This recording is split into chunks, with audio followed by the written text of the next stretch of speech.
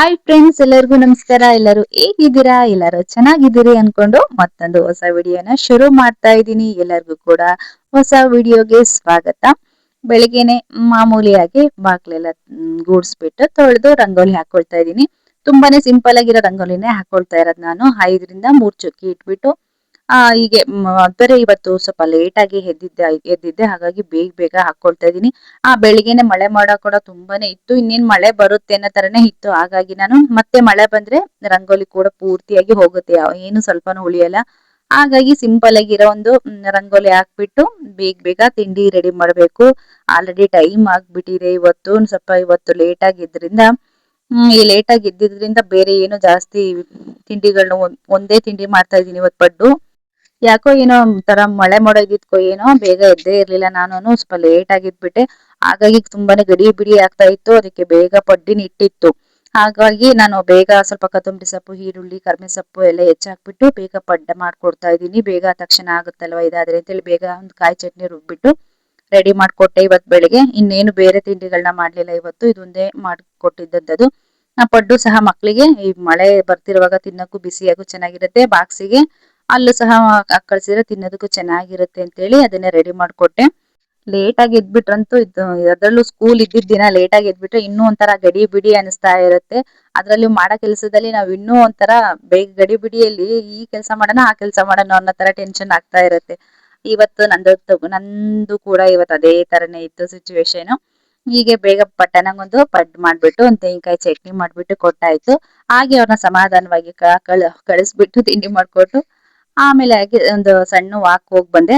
ಹಾಗೆ ಅಲ್ಲಿ ಲಿಂಗ ಪುಷ್ಪ ಹೂವಿನ ಮರ ಎಷ್ಟೊಂದಿತ್ತು. ಹಾಗೆ ಒಂದು ಕ್ಲಿಪ್ಪಿಂಗ್ ತಗೊಂಡಿದ್ದೆ, ಅದನ್ನ ಇವಾಗ ತೋರಿಸ್ತಾ ಇರೋದು ನಾನು. ಈಗ ಇದು ಲಿಂಗ ಪುಷ್ಪ ಹೂವು ಅನ್ಸುತ್ತೆ. ಅದ್ರಲ್ಲಂತೂ ಎಷ್ಟು ದಪ್ಪಕ್ಕಾಗಿತ್ತು. ಕಾಯಲ್ಲಿ ಏನಕ್ಕೆ ಯೂಸ್ ಬರುತ್ತೆ ಅಂತ ನನ್ಗಂತೂ ಗೊತ್ತಿಲ್ಲ. ನಿಮ್ಗೆ ಏನಾದ್ರು ಗೊತ್ತಿದ್ರೆ ಕಮೆಂಟ್ ಮಾಡಿ. ಹೂವು ಅಷ್ಟೇ ತುಂಬಾ ಚೆನ್ನಾಗಿ ಅರಳಿತ್ತು. ಸಿಕ್ಕಾಪಟ್ಟೆ ಹೂಗಳೆಲ್ಲ ಅರಳಿ ಎಲೆಗಳೆಲ್ಲ ಬಿದ್ದೋಗಿತ್ತು.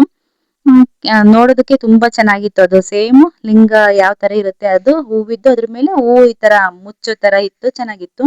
ಹಾಗೆ ಬಂದು ಮೇಲ್ ಸ್ವಲ್ಪ ಹೋಗ್ಬಿಟ್ಟು ಹೂವೆಲ್ಲ ಕಿತ್ಕೊಂಡ್ ಬಂದಿರಲಿಲ್ಲ. ಇವತ್ತು ಬೆಳಿಗ್ಗೆ ಟೈಮ್ ಆಗಿ ಇತ್ತು ಅಂತ ಹೇಳಿದ್ನಲ್ವ, ಲೇಟ್ ಆಗಿದ್ದು. ಹಾಗೇನೆ ಮೇಲ್ ಹೋಗ್ಬಿಟ್ಟು ಟೊಮೊಟೊ ಕಾಯಿ ಎಲ್ಲ ಸ್ವಲ್ಪ ಚೆನ್ನಾಗಿ ದಪ್ಪ ಆಗಿತ್ತು. ಹಾಗೆ ಕಿತ್ಕೊಂಡ್ಬಿಡೋಣ ಅಂತ ಹೋದೆ, ಬೇಡ ಮತ್ತೆ ಸ್ವಲ್ಪ ಅದು ಕಲರ್ ಚೇಂಜ್ ಆಗ್ತಾ ಇತ್ತು ಟೊಮೊಟೊ, ಹಾಗಾಗಿ ಸ್ವಲ್ಪ ಹಣ್ಣಾಗ್ಲಿ ಅಂತ ಬಿಟ್ಟೆ. ಹಾಗೆ ನಾನು ಲಾಸ್ಟ್ ವಿಡಿಯೋದಲ್ಲಿ ಶುಂಠಿ ಒಂದು ಹಾಕಿದ್ದ ತೋರಿಸಿದ್ದೆ ನಾನು ಹಾಕಿದ್ಮೇಲೆ ಸ್ವಲ್ಪ ಸಣ್ಣಕ್ ಮಳೆ ಬರ್ತಾನೆ ಇದೆ. ಹಾಗಾಗಿ ನೋಡಿ ಶುಂಠಿನೂ ಸಹ ಎಷ್ಟು ಚೆನ್ನಾಗಿ ಚಿಗುರು ಬರ್ತಾ ಇದೆ. ಅದು ನೋಡಿ ತುಂಬಾ ಖುಷಿ ಆಯ್ತು. ಹಾಗೆ ಹೂವೆಲ್ಲ ಕಿತ್ಕೊಂಡ್ಬಿಟ್ಟು ಸ್ವಲ್ಪ ಸೊಪ್ಪೆಲ್ಲ ಬೆಳೆದಿತ್ತು. ಹಾಗೆ ಅದನ್ನ ಸೊಪ್ಪು ಎಲ್ಲದನ್ನು ಕಟ್ ಮಾಡ್ಕೊಂಡ್ಲಿಲ್ಲ, ಸ್ವಲ್ಪ ದೊಡ್ಡದು ಯಾವ್ದು ಬೆಳೆದಿತ್ತು ಅದನ್ನ ಕಟ್ ಮಾಡ್ಕೊಂಡೆ. ಆ ಕೆಳಗಡೆ ತುಂಬಾ ಚಿಕ್ಕದಾಗಿತ್ತು ಸೊಪ್ಪು, ಅದು ಕೂಡ ಇದು ಮೇಲಿರೋ ದೊಡ್ಡದಾಗಿ ಬೆಳೆದಿರೋ ಸೊಪ್ಪನ್ನ ಕಟ್ ಮಾಡಿದ್ರೆ ಅದು ಸಹ ಬೆಳೆಯಕ್ಕೆ ಈಸಿ ಆಗುತ್ತೆ ಅಂತ ಹೇಳಿ ಅದ್ ಮಾತ್ರ ಒಂದ್ ಸ್ವಲ್ಪ ಕಟ್ ಮಾಡ್ಕೊಂಡೆ. ಹಾಗೆ ನೋಡಿ ಇಲ್ಲಿ ಒಂದು ಪಾಟ್ ಅಲ್ಲಿ ಕಲ್ಲಂಗಡಿ ಹಣ್ಣಿನ ಬೀಜ ನಾವ್ ಹಾಕಿದ್ದಲ್ಲ, ಇದು ನಾನು ಕಿಚನ್ ವೇಸ್ಟ್ ಆಗ್ತಾ ಇರ್ತೇನಲ್ಲ ಅದ್ರಲ್ಲಿ ಏನಾದ್ರು ಇತ್ತು ಅನ್ಸುತ್ತೆ. ಕಲ್ಲಂಗಡಿ ಹಣ್ಣಿನ ಸಿಪ್ಪೆಗಳನ್ನ ನಾನು ಹಾಕಿದ್ದೆ, ಅದ್ರಲ್ಲಿ ಏನಾದ್ರು ಇತ್ತು ಅನ್ಸುತ್ತೆ. ಅದ್ರಲ್ಲೇ ಒಂದು ಕಲ್ಲಂಗಡಿ ಹಣ್ಣಿನ ಗಿಡ ಕೂಡ ಬೆಳೆದಿದೆ. ನೋಡೋದನ್ನ ಏನಾದ್ರು ಕಾಯಿ ಬಿಟ್ರೆ ಖಂಡಿತ ಶೇರ್ ಮಾಡ್ಕೊಳ್ತೀನಿ. ಹಾಗೆ ಇನ್ನೊಂದ್ ಗಿಡದಲ್ಲಿ ಗಾಳಿಗೆ ಏನೋ ಅನ್ಸುತ್ತೆ, ಗಾಳಿಗೆ ಇದು ಬರ್ತಾ ಇರುತ್ತಲ್ವಾ, ಇದು ಎಕ್ಕೆ ಹೂವ ಅದು ಬಿಳಿದ ಬ್ಲೂ ಕಲರ್ ಗೊತ್ತಿಲ್ಲ ನನಗೆ, ಅದು ಬಂದು ಸಹ ಹುಟ್ಟಿದೆ. ಹಾಗೆ ಇನ್ನೊಂದು ಸಪೋಟ ಗಿಡ ಕೂಡ ಹುಟ್ಟಿದೆ. ಇದನ್ನೆಲ್ಲ ರೀಪಾಟ್ ಮಾಡ್ಬೇಕು ತೆಗ್ದ್ಬಿಟ್ಟು. ಸೊಪ್ಪು ಕೂಡ ಚೆನ್ನಾಗಿ ಬೆಳೀತಾ ಇದೆ. ಹಿಂಗೇನ್ ದೊಡ್ಡದಾಗಿ ಬೆಳೆದಿತ್ತು ನೋಡಿ, ಅದನ್ನ ಮಾತ್ರ ಇವತ್ತು ನಾನು ಕಟ್ ಮಾಡ್ಕೊಂಡಿದ್ದು. ಆ ಚಿಕ್ಕದೆಲ್ಲ ನಾನು ಇನ್ನೊಂದ್ ಸ್ವಲ್ಪ ಬೆಳಿಲಿ, ಇದಕ್ಕೆ ಇನ್ನು ಮಳೆ ಸಣ್ಣದಾಗಿ ಡೈಲಿ ಸ್ವಲ್ಪ ಬರ್ತಾ ಇದೆ, ಹಾಗಾಗಿ ಬೆಳಿಲಿ ಅಂತ ಬಿಟ್ಟೆ. ಹಾಗೆ ನಾನು ಒಂದು ವಿಡಿಯೋದಲ್ಲಿ ಈರುಳ್ಳಿ ಬೀಜ ಆಗಿದ್ದನ್ನು ತೋರಿಸಿದ್ದೆ. ನಾನು ಅದನ್ನೆಲ್ಲ ನೋಡಿ ಈ ತರ ಉದುರಿಸಿದ್ದೆ, ಅದು ಸಹ ಚೆನ್ನಾಗಿ ಬೆಳೀತಾ ಇದೆ.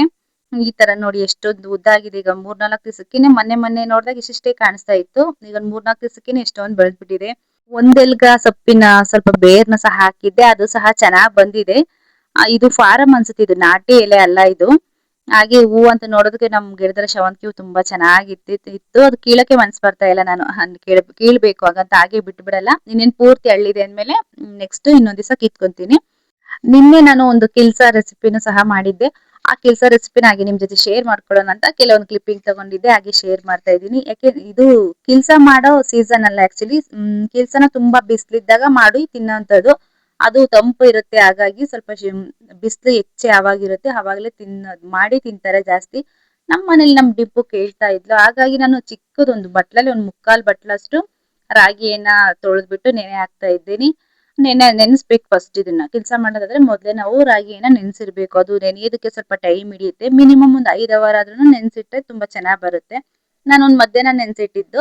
ಹಾಗೆ ಈಗ ಇದನ್ನ ನೈಟ್ ಇವಾಗ ಮತ್ತೆ ಇನ್ನೊಂದ್ಸರಿ ತೊಳೆದ್ಬಿಟ್ಟು ಇವಾಗ ರುಬ್ಬಿ ಇವಾಗ ಮಾಡಿ ಇಡೋವಂಥದ್ದು. ಇವಾಗ ರಾಗಿನ ನೀಟಾಗಿ ನಾವು ಚೆನ್ನಾಗಿ ಒಂದು 4-5 ಸರಿ ತೊಳೆದ್ಬಿಟ್ಟು ನೆನೆಸಿಡ್ಬೇಕು. ನಮ್ಮನೇಲಿ ನಾನು ರಾಗಿನ ತೊಳೆದಿಟ್ಟಿರೋಂಥ ರಾಗಿನೇ ನಾನು. ಹಾಗಾಗಿ ನಾನು ಒಂದ್ 2 ಸರಿ ತೊಳೆದ್ಬಿಟ್ಟು ನೆನೆಸಿಟ್ಟಿದ್ದೆ. ಇವಾಗ ಚೆನ್ನಾಗಿ ಒಂದ್ 5-6 ಅವರ್ ನೆಂದಿದೆ. ಇವಾಗ ಅದನ್ನ ಒಂದು ಮಿಕ್ಸಿ ಜಾರ್ಗೆ ಹಾಕ್ಬಿಟ್ಟು ರುಬ್ಕೊಳ್ತಾ ಇದ್ದೀನಿ. ರುಬ್ಬೋದಕ್ಕೆ ಸ್ವಲ್ಪ ಇದು ಟೈಮ್ ಹಿಡಿಯುತ್ತೆ. ಅದು ಚಿಕ್ಕದಾಗಿರುತ್ತಲ್ವಾ ರಾಗಿ ಕಾಳುಗಳು, ಅದು ಮಿಕ್ಸಿ ಬ್ಲೇಡ್ ಗಳಿಗೆ ಬೇಗ ಸಿಗಲ್ಲ. ಹಾಗಾಗಿ ಫಸ್ಟ್ ನೀರ್ ಹಾಕೋಬಾರ್ದು. ಫಸ್ಟ್ ರಾಗಿನೆಲ್ಲ ಹಾಕೊಂಡ್ಬಿಟ್ಟು ಹಾಗೆ ಒಂದ್ 2 ರೌಂಡ್ ಹೊಡಿಬೇಕು. ಅದು ಸ್ವಲ್ಪ ತರ್ತರಿಯಾಗಿ ಆಗಿದೆ ಅಂದ್ಮೇಲೆ ಅದಕ್ಕೆ ನೀರ್ನ ಸೇರ್ಸ್ಕೊಂಡ್ಬಿಟ್ಟು ಮತ್ತೆ ನುಣ್ಣಗೆ ರುಬ್ಕೋಬೇಕು. ಸೈಡ್ ಎಲ್ಲ ಏನ್ ರಾಗಿ ಎಲ್ಲ ಮೇಲ್ ಬಂದಿರುತ್ತೆ ಅದನ್ನೆಲ್ಲ ಒಂದ್ ಕಡೆ ಹಾಕೊಂಡ್ಬಿಟ್ಟು ಮತ್ತೆ ಅದಕ್ಕೆ ನೀರ್ ಸೇರಿಸಿ ರುಬ್ಬುವಂಥದ್ದು. ನಿಮ್ಗೆ ಏನಾದ್ರು ನೀರು ಎಷ್ಟು ಹಾಕ್ಬೇಕಪ್ಪ ಇದನ್ನ ಮಾಡೋದಕ್ಕೆ ಅಂತ ಹೇಳಿದ್ರೆ ಅಂತ ಕನ್ಫ್ಯೂಸ್ ಇತ್ತು ಅಂದ್ರೆ, ನೀವು ಒಂದು ಬೌಲ್ ರಾಗಿ ತಗೊಂಡಿರ್ತೀರಿ ಅನ್ಕೊಳ್ಳಿ, ಅದಕ್ಕೊಂದು ಈಕ್ವಲ್ ಆಗಿ 6 ಬೌಲ್ನ ಒಂದು ಚಂಬಲ್ಲು ಅಥವಾ ಒಂದು ಪಾತ್ರೆಲ್ಲ ಅಳತೆ ಮಾಡಿ ಇಟ್ಕೊಂಡ್ಬಿಡಿ. ಅದೇ ನೀರನ್ನ ನೀವು ರುಬ್ಬೋದಕ್ಕೆ ಆಗ್ಲಿ ಅಥವಾ ಬೆಲ್ಲ ಕರಗ್ಸೋದಕ್ಕೆ, ಮತ್ತೆ ನೆಕ್ಸ್ಟ್ ಈಗ ರಾಗಿ ಸೋಸ್ಕೊಂತೀವಿ ನಾವು ರುಬ್ಬಿದ್ಮೇಲೆ, ನಾನು ಸಹ ಇವಾಗ ತೋರಿಸ್ತಾ ಇದೀನಿ ನೋಡಿ ರುಬ್ಬಿರೋ ಅಂತದ. ಈ ತರ ಒಂದು ಜಾಲ್ರಿನ ತಗೊಂಡಿದೀನಿ. ಜಾಲ್ರಿ ಮೇಲೆ ಹಂಗೆ ಡೈರೆಕ್ಟ್ ಆಗಿ ಹಾಕಿ ನೀವು ಒಂದ್ 2-3 ಸರಿ ಸೋಸ್ಕೋಬಹುದು. ರಿಪೀಟ್ ಅಂದ್ರೆ ಒಂದು ಸೋಸಿರೋಂತ ಹಾಲ್ನ ಮತ್ತೆ ಇನ್ನೊಂದ್ಸರಿ ಸೋಸಿ ಆ ತರ 2-3 ಸರಿ ಸೋಸ್ಕೋಬಹುದು. ಅಥವಾ ಈ ತರ ಮೇಲೆ ಒಂದು ಬಟ್ಟೆ ಹಾಕ್ಬಿಟ್ಟು ಈ ತರ ಸೋಸಿದ್ರೆ ಒಂದೇ ಸರಿ ಕ್ಲೀನ್ ಆಗಿ ನೀಟಾಗಿ ಆಗ್ಬಿಡುತ್ತೆ. ನೋಡಿ ಈ ರೀತಿ ನಿಮ್ಗೆ ನೀರೆಲ್ಲ ಎಷ್ಟ್ ಹಾಕ್ಬೇಕು, ತುಂಬಾ ತೆಳುವಾಗ್ಬಿಡುತ್ತೋ ಗಟ್ಟಿ ಆಗ್ಬಿಡುತ್ತೋ ಅನ್ನೋ ಕನ್ಫ್ಯೂಸ್ ಇತ್ತು ಅಂದ್ರೆ, ನೀವು ಯಾವ ಬೌಲಲ್ಲಿ ಅಥವಾ ಒಂದು ಲೋಟದಲ್ಲಿ ನೀರ್ನ ತಗೊಂಡಿರ್ತೀರಿ ಅದೇ ಬೌಲಲ್ಲಿ ನಾನು 1 ಬೌಲಷ್ಟು ರಾಗಿ ತಗೊಂಡಿದ್ದೆ ಅಲ್ವಾ, ಅದ್ರಲ್ಲಿ 6 ಬೌಲಷ್ಟು ನೀರ್ ಹಾಕೊಳ್ತಾ ಇದ್ದೀನಿ. ನಾನು ಕಂಠದಿಂದ ಸ್ವಲ್ಪ ಕೆಳಗೆನೆ ರಾಗಿ ತಗೊಂಡಿರೋದು, ಹಾಗಾಗಿ ಅದೇ ಬೌಲಲ್ಲಿ ಒಂದ್ 6 ಬೌಲಷ್ಟು ನೀರ್ ಹಾಕೊಳ್ತಾ ಇದ್ದೀನಿ. ಆಮೇಲೆ ಮತ್ತೆ ಈಗ ರಾಗಿನ ಯಾವ ರೀತಿ ನಾನು ರುಬ್ಬಿರೋಂಥದ್ನ ಸೋಸ್ಕೊಂಡಿದೀನಿ ಅಂತ ತೋರಿಸ್ತಾ ಇದೀನಿ ನೋಡಿ. ಆ ಒಂದು ಬಟ್ಟೆ ಮೇಲೆ ಹಾಕ್ಬಿಟ್ಟು ನಾನು ಸೋಸ್ತಾ ಇದ್ದೀನಿ. ಇನ್ನು ನೀವು ಡೈರೆಕ್ಟ್ ಆಗಿ ಜ್ಯೂಸ್ ಜಾಲರಿಗಳಿರುತ್ತಲ್ವಾ, ಅದೇ ತರ ನಿಮ್ ಮನೇಲಿ ದೊಡ್ಡದಿತ್ತು ಅಂದ್ರೆ ಅದ್ರಲ್ಲೂ ಸಹ ನೀವು ಡೈರೆಕ್ಟ್ ಆಗಿ ಸೋಸಿರುವಂತ ಹಾಲ್ನ ಇನ್ನೊಂದ್ಸಲಿ ನೀವೇನಾದ್ರೂ ಜಾಲರಿ ಇಟ್ಬಿಟ್ಟು ಸೋಸ್ತಾ ಇದ್ದೀನಿ ಅಂದ್ರೆ, ನೀವು ಸೋಸಿ ಇಟ್ಟಿರ್ತೀರಲ್ವಾ ಹಾಲು, ಅದನ್ನ ಇನ್ನೊಂದ್ಸಲಿ ಮತ್ತೆ ಪುನಃ ಅದೇ ಜಾಲರಿಲಿ ಸೋಸ್ಕೊಂಡು ಸಹ ಮಾಡ್ಬೋದು. ನಾನು ಈ ರೀತಿ ಒಂದು ಬಟ್ಟೆ ಹಾಕಿ ಸೋಸ್ಕೊಳ್ತಾ ಇದ್ದೀನಿ. ಬಟ್ಟೆ ಹಾಕಿ ನಾವು ಮೆಜರ್ಮೆಂಟ್ ಅಲ್ಲಿ ನೀರ್ ತಗೊಂಡಿರ್ತೀವಲ್ಲ ಅದೇ ನೀರ್ ಇದಕ್ಕೇನು ಯೂಸ್ ಮಾಡ್ತಾ ಇರೋದ್ ನಾನು. ರುಬ್ಬೋದಕ್ಕೆ ಆಗ್ಲಿ ಮತ್ತೆ ಇದನ್ನೆಲ್ಲ ಸೋಸೋದಕ್ಕೆ ಆಗ್ಲಿ ಮತ್ತೆ ಬೆಲ್ಲ ಕರಗ್ಸೋದಕ್ಕೆ ಆಗ್ಲಿ ಅದೇ ನೀರನ್ನ ಯೂಸ್ ಮಾಡ್ಬಿಟ್ಟು ರೆಡಿ ಮಾಡ್ಕೊಳ್ತಾ ಇರೋದು. ಒಂದ್ಸರಿ ಹಿಂಗೆಲ್ಲ ಹಿಂಡಾದ್ಮೇಲೆ ಮತ್ತೆ ಸ್ವಲ್ಪ ಅದು ರಾಗಿದೆಲ್ಲ ತರಿ ಹಾಗೆ ಇರುತ್ತೆ, ಅದಕ್ಕೆ ಒಂದ್ ಏಲಕ್ಕಿ ಕಾಯಿ ಒಂದ್ ಸ್ವಲ್ಪ ಶುಂಠಿ ಪುಡಿನ ಹಾಕಿ ರುಬ್ಕೊಳ್ತಾ ಇದ್ದೀನಿ. ಇದನ್ನ ನೀವು ಫಸ್ಟೇ ರಾಗಿ ರುಬ್ಕೊಂತೀರಲ್ಲ ಅವಾಗ್ಲೂ ಸಹ ಮಾಡ್ಕೋಬಹುದು. ಬೇಕು ಅಂದ್ರೆ ಇದಕ್ಕೆ ನೀವು ಸ್ವಲ್ಪ ತೆಂಗಿನಕಾಯಿನ ಪೀಸ್ಗಳನ್ನ ಸೇರಿಸ್ಬಿಟ್ಟು, ತೆಂಗಿನಕಾಯಿ ಪೀಸೆ ಆಗ್ಲಿ ಅಥವಾ ತೆಂಗಿನಕಾಯಿ ತುರಿನೇ ಆಗ್ಲಿ ಸೇರಿಸ್ಬಿಟ್ಟು ಸಹ ರುಬ್ಬಿ ಹಾಕ್ಬೋದು. ನಾನೇನ್ ಆತರ ತೆಂಗಿನಕಾಯಿ ಏನೆಲ್ಲ ಹಾಕ್ತಾ ಇಲ್ಲ ಇವತ್ತು ನಾನು. ಹಾಗೆ ಇದು ಪಕ್ಕ ಇದು ಹಳೆಯ ಕಾಲದಲ್ಲೇ ಮಾಡ್ತಿದ್ದಂತ ಸ್ಟೈಲ್, ಅದೇ ತರನೇ ನಾನು ಮಾಡೋದು ಯಾವಾಗ್ಲೂ, ಹಾಗೆ ಮಾಡ್ತಾ ಇದ್ದೀನಿ. ಹೀಗೆ ಮತ್ತೆ ಇದು ಸೆಕೆಂಡ್ ಟೈಮ್ ರುಬ್ಬಿರೋಂತ ರಾಗಿನೂ ಸಹ ಹಾಕ್ಬಿಟ್ಟು ಅದನ್ನು ಸ್ವಲ್ಪ ಇನ್ನೊಂದ್ ಸ್ವಲ್ಪ ನೀರ್ ಹಾಕ್ಬಿಟ್ಟು ನೀಟಾಗಿ, ಅದ್ರಲ್ಲೂ ಸಹ ಇನ್ನು ಹಾಲ್ ಇರುತ್ತೆ, ವೈಟ್ ಹಾಲ್ ನಮಗೆ ಎಲ್ಲೇ ತನಕ ಬರುತ್ತೆ ಅದನ್ನ ಅಲ್ಲೇ ತನಕ ನಾವು ಅದ್ ನೀರ್ ಹಾಕ್ಬಿಟ್ಟು ಈ ರೀತಿ ಸೋಸ್ಕೋಬೇಕು. ನೋಡಿ ಈಗ ಪೂರ್ತಿ ಈಗ ನಾನೆಲ್ಲ ಸೋಸ್ಕೊಂಡಾಗಿದೆ. ಇವಾಗ ಹಾಲೆಲ್ಲ ಸೋಸ್ಕೊಂಡ್ಬಿಟ್ಟು ರೆಡಿ ಮಾಡಿಟ್ಟಾಗಿದೆ. ಇವಾಗ ಅದೇ ಬೌಲಲ್ಲಿ ಅಂದ್ರೆ ರಾಗಿ ತಗೊಂಡಿದ್ದಲ್ಲ ಅದೇ ಬೌಲಲ್ಲಿ ಒಂದು ಬೌಲ್ನ ಬೆಲ್ಲ ಹಾಕೊಳ್ತಾ ಇದೀನಿ. ಪುಡಿ ಮಾಡಿರೋ ಬೆಲ್ಲವನ್ನ ಹಾಕೊಳ್ತಾ ಇದೀನಿ. ಒಂದು ಅದಕ್ಕ ಕಂಠದ್ಕಿನ್ನ ಕೆಳಗೆ ರಾಗಿ ತಗೊಂಡಿದ್ದೆ ನಾನು, ಕಂಠದ ತನಕ ಪೂರ್ತಿ ಬೆಲ್ಲ ತಗೊಂಡಿದ್ದೀನಿ. ಅಷ್ಟೇ ಸಾಕಾಗುತ್ತೆ. ಇದು ಕರೆಕ್ಟ್ ಆಗಿ ಆಗಿತ್ತು ಸ್ವೀಟ್ ನಮಗೆ. ಇನ್ನೂ ತುಂಬಾ ಜಾಸ್ತಿ ಸ್ವೀಟ್ ಇಷ್ಟಪಡೋರೆ ಬೇಕು ಅಂದ್ರೆ ಇನ್ನೊಂದ್ ಸ್ವಲ್ಪ ಎಕ್ಸ್ಟ್ರಾ ಒಂದ್ 2-3 ಟೀ ಸ್ಪೂನ್ ನೀವು ಎಕ್ಸ್ಟ್ರಾ ಹಾಕೋಬಹುದು. ಅದನ್ನ ಸ್ವಲ್ಪ ನೀರ್ ಹಾಕ್ಬಿಟ್ಟು ಬೆಲ್ಲನ ಕರಗಿಸ್ಕೊಂಡಿದೀನಿ. ಇದೇನ್ ಯಾವುದೇ ರೀತಿಯ ಪಾಕ ಮಾಡುವಂತ ಅವಶ್ಯಕತೆ ಇರಲ್ಲ. ಬೆಲ್ಲದಲ್ಲಿ ಏನಾದ್ರು ಸ್ವಲ್ಪ ಕಸರು ಇರುತ್ತೆ ಅನ್ನೋದಕ್ಕೋಸ್ಕರ ಸ್ವಲ್ಪ ನೀರ್ ಹಾಕ್ಬಿಟ್ಟು ಅದನ್ನ ಶೋಧಿಸ್ಕೊಳ್ತಾ ಒಂದು ಜಾಲರಿ ಇಟ್ಬಿಟ್ಟು ಅದನ್ನ ಫಿಲ್ಟರ್ ಮಾಡ್ಕೊಳ್ತಾ ಇದ್ದೀನಿ. ಇವಾಗ ಇಷ್ಟು ರೆಡಿ ಆಯ್ತು. ಇದಕ್ಕೆ ಒಂದೇ ಒಂದು ಚಿಕ್ಕದೊಂದು ಕಲ್ಲು ಉಪ್ಪನ್ನ ಹಾಕಿದ್ರೆ ಎಕ್ಸ್ಟ್ರಾ ಟೇಸ್ಟ್ ಇರುತ್ತೆ ನಮಗೆ. ಅದೊಂಥರ ಎಲ್ಲೂ ಸೆಪ್ಪೆ ಅನ್ನೋ ತರ ಅನ್ಸಲ್ಲ. ಇವಾಗ ಬೆಲ್ಲದ ನೀರು ಮತ್ತೆ ಉಪ್ಪು ಎಲ್ಲ ಹಾಕಿದ್ಮೇಲೆ ಕೆಳಗಡೆನೆ ಒಂದ್ಸರಿ ಕ್ಲೀನ್ ಆಗಿ ಈ ರೀತಿ ಒಂದು ಸೌಟು ತಗೊಂಡ್ ತಿರುಗಿಸಿ ಆಮೇಲೆ ಇವಾಗ ಗ್ಯಾಸ್ ಮೇಲೆ ಇಟ್ಟಿದ್ದೀನಿ. ಗ್ಯಾಸ್ ಮೇಲೆ ನೀವು ಇಟ್ಟ ಸ್ವಲ್ಪ ಹೊತ್ತಿಗೆ ನೋಡ್ತಾ ಇರ್ಬೋದು, ಇಲ್ಲಿ ಈ ತರ ಕಲರ್ ಚೇಂಜ್ ಆಗ್ತಾ ಬರುತ್ತೆ. ಇದನ್ನ ಕೈ ಬಿಡದೇನೆ ತಿರುಗಿಸ್ತಾನೆ ಇರ್ಬೇಕು. ಆಮೇಲೆ ಸ್ವಲ್ಪ ಪಾತ್ರೆ ತಳ ಗಟ್ಟಿ ಇರೋಂಥದ್ದು ಇಡಿ, ಯಾಕಂದ್ರೆ ಇದು ಬೇಗನೆ ತಳ ಹೊತ್ತು ಬಿಡುತ್ತೆ. ನಾನೊಂದು 10 ನಿಮಿಷದಲ್ಲಿ ಇದನ್ನ ರೆಡಿ ಮಾಡ್ಕೊಂಡಿದ್ದೀನಿ. ಯಾಕಂದ್ರೆ ನಾನು ಸ್ವಲ್ಪ ಕ್ವಾಂಟಿಟಿ ಎಲ್ಲ ತಗೊಂಡಿರೋದ್ರಿಂದ ಕೈ ಬಿಡದೇನೆ ಹಾಗೇನೆ ತಿರುಗಿಸ್ತಾನೆ ಇದೀನಿ ನಾನು. ನೀವು ಇವಾಗ ಹೊಸ್ದಾಗಿ ಏನಾದ್ರು ಮಾಡ್ತಾ ಇದೀರಿ ಅಂದ್ರೆ ನೀವು ಸ್ವಲ್ಪ ಫ್ಲೇಮ್ ಗ್ಯಾಸ್ ಫ್ಲೇಮ್ ಅನ್ನ ಒಂದು ಮೀಡಿಯಂ ಅಲ್ಲಿ ಇಟ್ಬಿಟ್ಟು ನೀಟಾಗಿ ತಿರುಗಿಸ್ತಾನೆ ಇರಿ. ಯಾಕೆಂದ್ರೆ ಅದು ತಳ ಹತ್ತಿರೋಂತ ಹಿಟ್ಟು ಮತ್ತೆ ಹಾಗೆ ಅಲ್ಲೇನೆ ಗಂಟ್ ಗಂಟ್ ಆಗ್ಬಿಡುತ್ತೆ.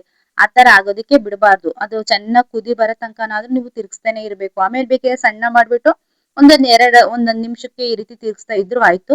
ಹಾಗೆ ನೋಡಿ ನೋಡ್ತಾ ನೋಡ್ತಿದ್ದಾಗೇನೆ ಈ ತರ ರೆಡಿ ಆಗ್ಬಿಡುತ್ತೆ. ಈ ಅದಕ್ಕೆ ಬಂದ್ಮೇಲೆ ನೀವು ಬೇಕು ಅಂದ್ರೆ 1 ಟೀ ಸ್ಪೂನ್ ತುಪ್ಪನೂ ಇದಕ್ಕೆ ಇಲ್ಲಿ ಸೇರಿಸ್ಕೋಬಹುದು. ಇವಾಗ ನೋಡಿ ಅದು ಎಷ್ಟು ಚೆನ್ನಾಗಿ ಒಂದು ಮುಕ್ಕಾಲು ಭಾಗ ಪೂರ್ತಿ ಬೆಂದಿದೆ ಅಂದಾಗ ಈ ರೀತಿ ಬಬಲ್ಸ್ ತರ ಬಂದು ಓಪನ್ ಆಗಿ ಹಾಗೆ ನೋಡಿ ಹಾಗೆ ಹೋಲ್ ತರ ಆಗ್ತಾ ಇರುತ್ತೆ. ಇವಾಗ ಹಾಕ್ತಿ ತೋರಿಸ್ತಾ ಇದೀನಿ ನೋಡಿ ನಾನು. ಮೇಲಿಂದ ನಾವು ಎತ್ತಿ ಈ ತರ ಹಾಕ್ದಾಗ ಹಾಗೆ ಒಂದೇ ತರ ಗಟ್ಟಿಯಾಗಿ ನಿಲ್ತಾ ಇದೆ. ಇಷ್ಟ ಆದ್ರೆ ಆಯ್ತು ಫ್ರೆಂಡ್ಸ್, ಇದು ರೆಡಿ ಆಗಿದೆ ಈಗ. ಇದನ್ನಂತೂ ಚಿಕ್ಕ ಮಕ್ಳಿಗಂತೂ ಸರಿ ಮಾಡಿ ತಿನ್ನಿಸ್ತೀವಲ್ವ ಅದೇ ಟೇಸ್ಟ್ ಸೇಮ್ ಇರುತ್ತೆ. ಈ ತರ ಮಾಡ್ಬಿಟ್ಟು ಆವಾಗಲೇ ಬಿಸಿ ಏನ್ ಮಾಡಿರ್ತೀವಲ್ಲ ಅವಾಗಲೇ ಸ್ವಲ್ಪ ಇದನ್ನ ತಣ್ಣಗೆ ಮಾಡಿ ತಿನ್ನಿಸ್ಬೋದು ಮಕ್ಳಿಗೆ. ಈಗೂ ಕೂಡ ಇದನ್ನ ತಣ್ಣ ಮಾಡ್ಕೊಂಡ್ ಹಿಂಗೆ ಬಿಸಿ ಬಿಸಿದನ್ನು ಸಹ ತುಪ್ಪ ಹಾಕೊಂಡು ತಿನ್ಬೋದು. ಇವಾಗ ನಾವೆಲ್ಲ ಹೇಗ್ ತಿಂತೀವಿ ಅಂದ್ರೆ ಇದನ್ನ ನೈಟ್ ಮಾಡಿಟ್ಬಿಡ್ತೀವಿ, ಬೆಳಗ್ಗೆ ಇದನ್ನ ತಿನ್ನೋಂಥದ್ದು. ಹಾಗೆ ಒಂದ್ ತಟ್ಟೆಗೆ ಒಂದ್ ಚೂರು ತುಪ್ಪ ಸವರ್ಬಿಟ್ಟು ಅದನ್ನೆಲ್ಲ ಒಂದ್ ತಟ್ಟೆಗೆ ಹಾಕಿ ಇಟ್ಟುಬಿಡ್ತೀನಿ ನಾನು. ಇವಾಗ ಸೆಟ್ ಆದ್ಮೇಲೆ ಬೆಳಿಗ್ಗೆ ಅದನ್ನ ಕಟ್ ಮಾಡಿ ನಾವು ತಿಂತೀವಿ. ಅಥವಾ ಇವಾಗ್ಲೂ ನಮ್ಗೆ ಏನಾದ್ರು ಅರ್ಜೆಂಟ್ ತಿನ್ಬೇಕು ಅನ್ನೋದು ತುಂಬಾ ಆಸೆ ಇದೆ ಅಂದಾಗ ಸ್ವಲ್ಪ ಒಂದು ಪ್ಲೇಟಿಗೆ ಹಾಕ್ಬಿಟ್ಟು ಅದನ್ನ ತಣ್ಣಗೆ ಮಾಡ್ಕೊಂಡ್ಬಿಟ್ಟು ಸಹ ತಿನ್ಬೋದು. ಇದನ್ನ ಬಿಸಿ ಬಿಸಿಯಾಗಿ ತಿನ್ನೋದಕ್ಕಿಂತ ಅದು ತಣ್ಣಗೆ ಆಗ್ಬೇಕು ಕಂಪ್ಲೀಟ್ ಆಗಿ. ಅವಾಗ ತಿನ್ನೋದಕ್ಕೆ ಇದು ತುಂಬಾನೇ ಟೇಸ್ಟ್ ಆಗಿರುತ್ತೆ. ಇದನ್ನ ರಾಗಿ ಹಾಲ್ವಾ ಅಂತಾರೆ, ರಾಗಿ ಹಲ್ವಾ ಅಂತಾರೆ, ನಮ್ ಕಡೆ ಎಲ್ಲ ರಾಗಿ ಕಿಲ್ಸ ಅಂತಾರೆ. ತಿನ್ನೋದಕ್ಕಂತೂ ತುಂಬಾನೇ ಚೆನ್ನಾಗಿರುತ್ತೆ. ಚಿಕ್ಕ ಚಿಕ್ಕ ಮಕ್ಳಿಗಂತೂ ಆರಾಮಾಗಿ ಈಸಿಯಾಗಿ ತಿನ್ಸ್ಬೋದು ಇದನ್ನ. ಯಾಕೆಂದ್ರೆ ಇದ್ರಲ್ಲಿ ಏನು ಜಗ್ಗಿ ಅಂತದೇ ಇರಲ್ಲ ನೋಡಿ. ಆರಾಮಾಗಿ ಬಾಯಿಯಾಗಿ ಇಟ್ಕೊಂಡು ಹಾಗೆ ನುಂಗ್ತಾ ಇರ್ಬೋದು. ನುಂಗೋದ್ರಿಂದ ಚಿಕ್ಕ ಇನ್ನು ಹಲ್ಲೆಲ್ಲ ಬಂದಿರಲ್ಲ ಅಂತ ಮಕ್ಳಿಗಂತೂ ತಿನ್ಸೋದಕ್ಕೆ ತುಂಬಾನೇ ಈಸಿ ಆಗಿರುತ್ತೆ. ಎಲ್ಲರಿಗೂ ದೊಡ್ಡವರಿಂದ ಚಿಕ್ಕವರಿಂದ ದೊಡ್ಡವ್ರ ತನಕನೂ ಇದನ್ನು ತುಂಬಾನೇ ಇಷ್ಟ ಆಗುವಂತ ರೆಸಿಪಿನೇ ಅಂತಾನೆ ಹೇಳ್ಬೋದು. ಹಾಗೆ ಇದನ್ನ ಬೇಸಿಗೆಯಲ್ಲಿ ಮಾಡ್ಕೊಂಡ್ ತಿಂದ್ರೆ ತುಂಬಾನೇ ಚೆನ್ನಾಗಿರುತ್ತೆ. ಹಾಗೆ ಇದನ್ನ ಬೇಸಿಗೆಯಲ್ಲಿ ತಿನ್ನೋದ್ರಿಂದ ತಂಪು ಅಂತಾನೂ ಸಹ ಹೇಳ್ತಾರೆ. ಹೀಗೆ ಪ್ಲೇಟಿಗೆ ಹಾಕ್ಬಿಟ್ಟು ಸ್ವಲ್ಪ ಆ ಕಡೆ ಈ ಕಡೆ ಪ್ಲೇಟ್ನ ಅಲ್ಲಾಡಿಸ್ತಾ ತರ ಅಲ್ಲಾಡಿಸ್ಬಿಟ್ರೆ ಅದೇನಾದ್ರು ಒಳಗಡೆ ಬಬಲ್ಸ್ ಏನಾರು ಇದ್ರೆ ಅದೆಲ್ಲ ನೀಟಾಗಿ ಕ್ಲಿಯರ್ ಆಗುತ್ತೆ. ಹಾಗೆ ಮುಚ್ಚಿಟ್ಟಿದ್ದೆ ರಾತ್ರಿ. ಇವಾಗ ಬೆಳಿಗ್ಗೆನೆ ತೋರಿಸ್ತಾ ಇದೀನಿ ನೋಡಿ. ಇದು ಮಾರ್ನಿಂಗ್ ಬೆಳಿಗ್ಗೆನೆ ತೆಗ್ದ್ಬಿಟ್ಟು ಇವಾಗ ತೋರಿಸ್ತಾ ಇದೀನಿ. ನೀಟಾಗಿ ಸೆಟ್ ಆಗಿರುತ್ತೆ ಮತ್ತೆ ಫುಲ್ ಗಟ್ಟಿ ಆಗಿರುತ್ತೆ ಇವಾಗ. ಇವಾಗ ನೋಡಿ ಕೈಯಿಂದ ಈ ರೀತಿ ನೋಡಿದ್ರೆ ಒಂದು ಸ್ವಲ್ಪನೂ ಸಹ ಅಂಟೋದಿಲ್ಲ, ನೀಟಾಗಿ ಸೆಟ್ ಆಗಿರುತ್ತೆ. ಇವಾಗ ನಿಮ್ಗೆ ಯಾವ ಶೇಪ್ ಅಲ್ಲಿ ಬೇಕಾ ಆ ಶೇಪ್ ಅಲ್ಲಿ ನೀವು ಒಂದು ಸ್ಪೂನ್ ಇಂದ ಆಗಿರ್ಬೋದು ಅಥವಾ ಒಂದು ಚಾಕುಯಿಂದ ಆಗಿರ್ಬೋದು ನೀಟಾಗಿ ಕಟ್ ಮಾಡ್ಕೊಂಡ್ಬಿಟ್ಟು ತಿನ್ನೋವಂಥದ್ದು. ಇದಕ್ಕೆ ತೆಂಗಿನಕಾಯಿ ಹಾಲು ಮಾಡ್ಬಿಟ್ಟು ಹಾಕೊಂಡ್ ತಿಂದ್ರೆ ತುಂಬಾನೇ ಚೆನ್ನಾಗಿರುತ್ತೆ. ತೆಂಗಿನಕಾಯಿ ಹಾಲು ತುಪ್ಪ ಜೊತೆ ತಿನ್ನೋಕು ತುಂಬಾ ಚೆನ್ನಾಗಿರುತ್ತೆ. ಹಾಗೆ ಬರೀ ತುಪ್ಪ ಕರಗಿಸ್ಬಿಟ್ಟು ಹಾಕೊಂಡ್ ತಿನ್ನೋಕು ಚೆನ್ನಾಗಿರುತ್ತೆ. ಮತ್ತೆ ಅದೆರಡೂ ಅಲ್ದೇನೆ ಹಾಗೆ ಬರೀ ಪ್ಲೈನ್ ಆಗಿ ತಿನ್ನೋದಕ್ಕೂ ತುಂಬಾ ಚೆನ್ನಾಗಿರುತ್ತೆ. ನಿಮ್ಗೆ ಯಾವ ರೀತಿ ಬೇಕೋ ಆ ರೀತಿ ನೀವು ತಿನ್ಬಹುದು. ನಾನ್ ಮಾಡಿದ್ದೆ ಸ್ವಲ್ಪ ಕ್ವಾಂಟಿಟಿಯಲ್ಲಿ ಆಗಿರೋದ್ರಿಂದ ನಾನೇನ್ ಇದಕ್ಕೆ ಇವತ್ತೇನ್ ತೆಂಗಿನಕಾಯಿ ಹಾಲು ಆತರ ಏನು ಮಾಡಿರ್ಲಿಲ್ಲ. ಹಾಗೆ ಕಟ್ ಮಾಡ್ಬಿಟ್ಟು ಪೀಸ್ಗಳು ಮಾಡ್ಬಿಟ್ಟು ತಿಂದ್ವಿ ಅಷ್ಟೇ ನಾವು ಇವತ್ತು. ನೋಡಿ ತೋರಿಸ್ತಾ ಇದೀನಿ ಇವಾಗ ತೆಗ್ದ್ಬಿಟ್ಟು. ಹಾಗೆ ಒಂದ್ ಸೈಡ್ ಇಂದ ಒಂದ್ ಪೀಸ್ ತೋರಿಸ್ತಾ ಇದೀನಿ. ಇವಾಗ ಎಷ್ಟು ಮೃದುವಾಗಿರುತ್ತೆ ಇದಂತೂ ಅಂದ್ರೆ ತುಂಬಾನೇ ಸಾಫ್ಟ್ ಆಗಿರುತ್ತೆ. ಅದನ್ನ ನಾನು ಆವಾಗ್ಲೇ ಹೇಳ್ದಾಗೆ ಇದನ್ನ ಜಗ್ಗಿ ಅಂತದೇ ಅವಶ್ಯಕತೆನೇ ಇಲ್ಲ. ಚಿಕ್ಕ ಮಕ್ಳೆಲ್ಲ ಹಾಗೆ ಬಾಯಿಗೆ ಹಿಡ್ಕೊಂಡು ಹೀಗೆ ಒಳ್ಸಾಡಿದ್ರೆ ಸಾಕು ಹಾಗೆ ಕರ್ಗೋಗ್ತಾ ಇರುತ್ತೆ. ಅದು ಅಷ್ಟು ಸಾಫ್ಟ್ ಆಗಿರುತ್ತೆ.